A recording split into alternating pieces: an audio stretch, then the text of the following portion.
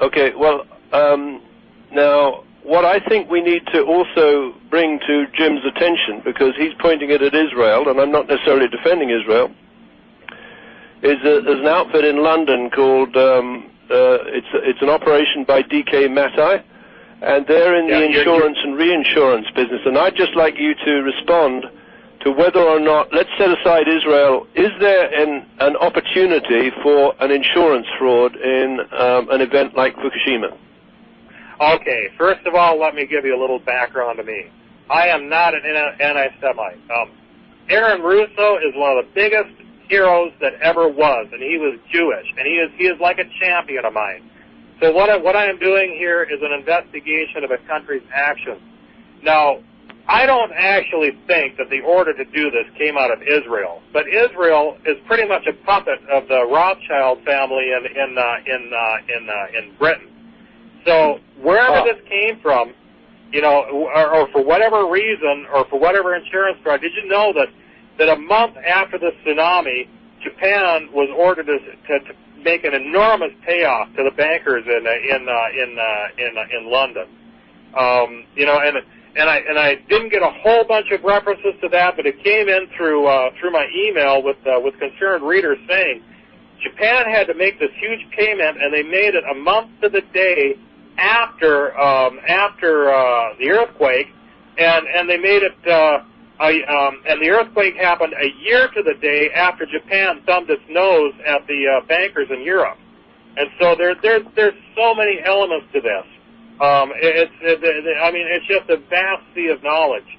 Another thing, Israel was at the ready at the moment that this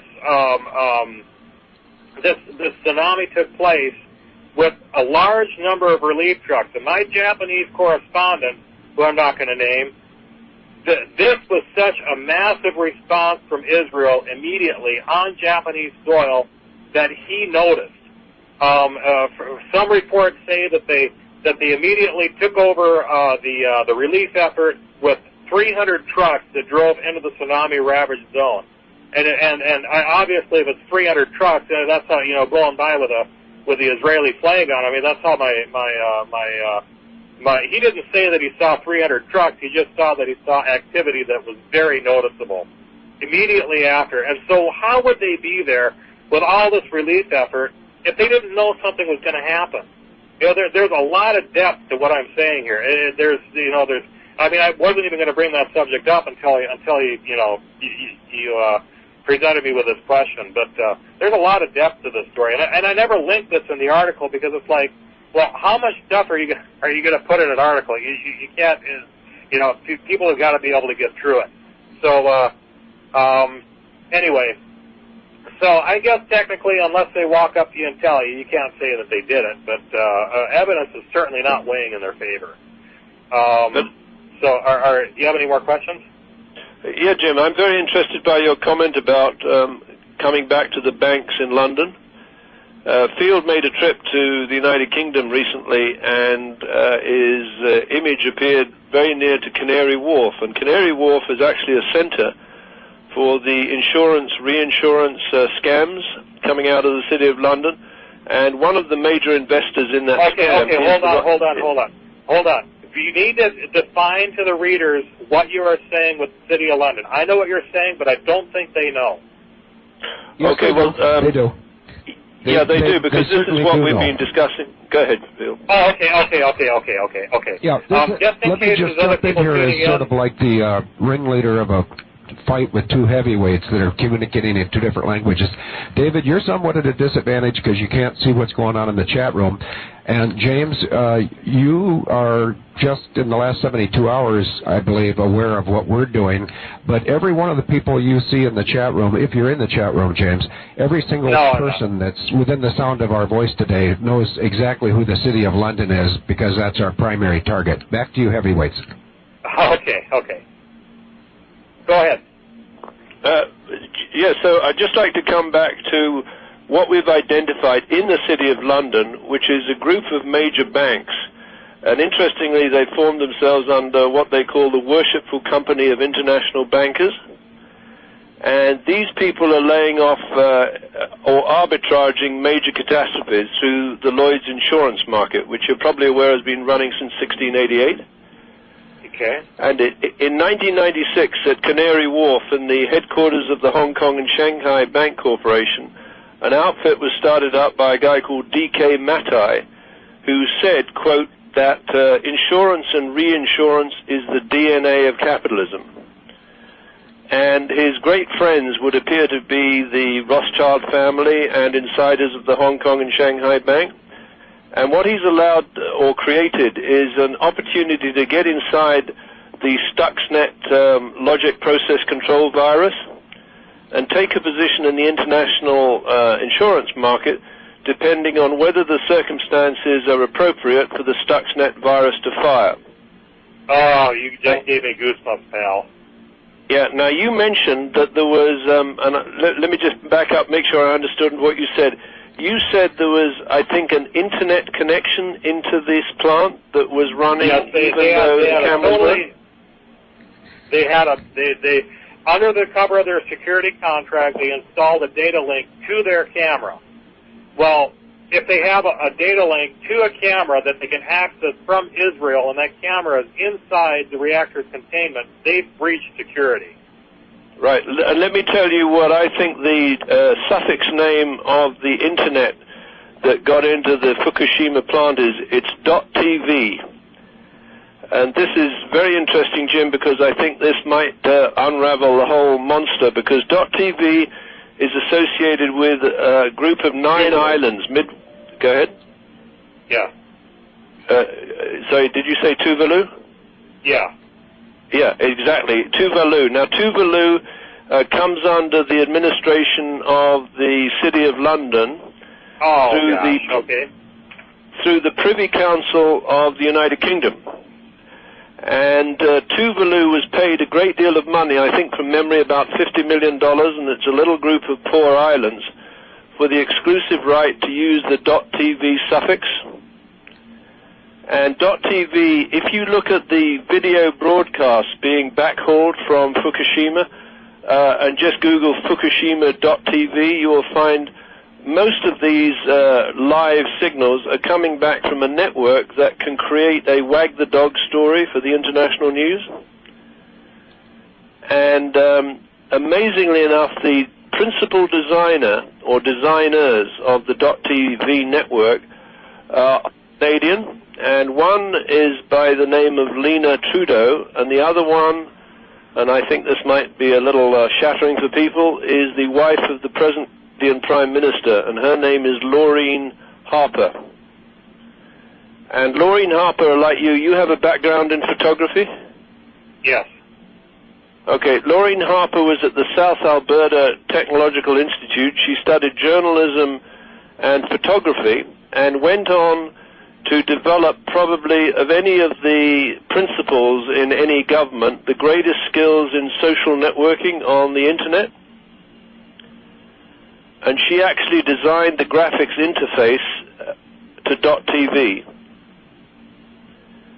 And .tv can now pick up a story such as, let's say, a relatively small tsunami hitting the coast near the Fukushima plant, and amplify it, inject false signals, including, the value or the size of the earthquake, and create a wag the dog story that actually drives the Lloyd's insurance market and trigger, I don't know if you've heard the term catastrophe bond, but a catastrophe bond... This is huge news. Okay. Yes. So let me just describe. A catastrophe bond, let's say you would write a catastrophe bond if you were insuring the Fukushima plant against the impact of a tsunami where you believed there was a finite chance of a big enough tsunami from wiping the plant out, right? What you do then, you'd place from the sponsor side a certain amount of money with an escrow law firm like Sidley Austin. And let's say hypothetically during the period where you think or thought a tsunami might be likely, you put in $50 million into the pot with the lawyer, which is the amount of money you're prepared to lose if the catastrophe does not happen. You then go to the international Lloyd's market through D2 banking at Canada Square, Canary Wharf, and you invite investors to put money up on the other side of a catastrophe bond, which is what they would lose if the catastrophe does happen. So you might put $5 billion on the investment side of a catastrophe bond and $50 million on the sponsor side of the investment bond. If you are now an insider with the law firm that's laying off the bets, all you need to do, if you want the investors' money, is to trigger explosions in the plant and sell it to the public at large as the impact of a carelessly managed nuclear plant. And Jim, that's what they did. That sounds pretty good. I would agree that is probably one element of it, but the other element of it may have been that they had forewarning that it was going to happen, and that it was a military operation that was going to happen anyway. So it probably all ties together in one way or another. This type goes right back to the World Trade Center and the insurance that was on that. You know, it's the same thing. It was the same people. So D2 Banking in Canada Square, Canary Wharf, set up shop in 1996, and it was advised by the chairman of Lloyd's at the time on how to set up and write catastrophe bonds. And inside the Hong Kong and Shanghai Bank Corporation headquarters, they've set up family offices, like for the Rothschilds and the Cameron family and the Astor family. And these big, powerful, historical families that have an inside position on an insured event. And what they're following is in real time. They've got all the access to the military command, control, communications, computers, intelligence, surveillance, and reconnaissance. So in a sense, they have a real-time insight into whether they can trigger the catastrophe or it's too dangerous because there's too many weak links in the chain. So I imagine that what they did is they got preliminary warning from the USGS that a relatively minor earthquake was in the vicinity, that there would be some significant waves hitting the coast, and then they just ramped it up, and they took a sponsored position in real time for a cat bond, and that required the reactor vessels to be blown up. And interestingly, have you heard of an outfit called Lloyd's Register? No, I have not. Okay, Lloyd's Register is the assessment arm of Lloyd's, the underwriters market, which is dates back to 1688. Lloyd's Register was formed 250 years ago, and its job is to send assessment people to a plant like Fukushima and assess the risks of various kinds of events and what kind of insurance payout would be required. And they really, I got to add to this now. Fukushima was an extremely well-managed plant that was very well updated and very well made, and they could have milked that to the max on that plant. Exactly, because they could have presented a very low risk to the insurance investors that this might happen, and that would trick the investors to put a great deal of money on the wrong side of the catastrophe bond.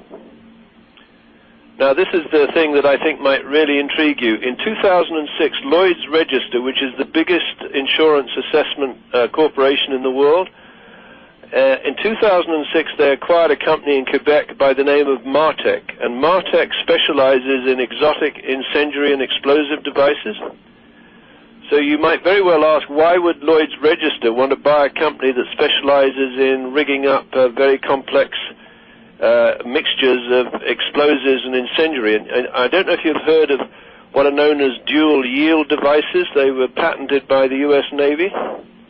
Oh, you mean where you can dial in how much yield you get from your nuke? Exactly. So what you do, I know about those. You send an ignition signal to the incendiary part of the dual package, and you send a detonation pulse to the explosive part. And depending whether you want an explosion to blow away the material that makes up the incendiary or vice versa, you adjust the timing gap between the ignition pulse and the detonation pulse. It's all done electronically over .TV. Right? So now the particular incendiaries they like to use are ultra-high temperature accelerants using, nano aluminum powder, that sort of thing. Okay. And that generates 5,800 degrees Fahrenheit, which is around half the temperatures of the sun,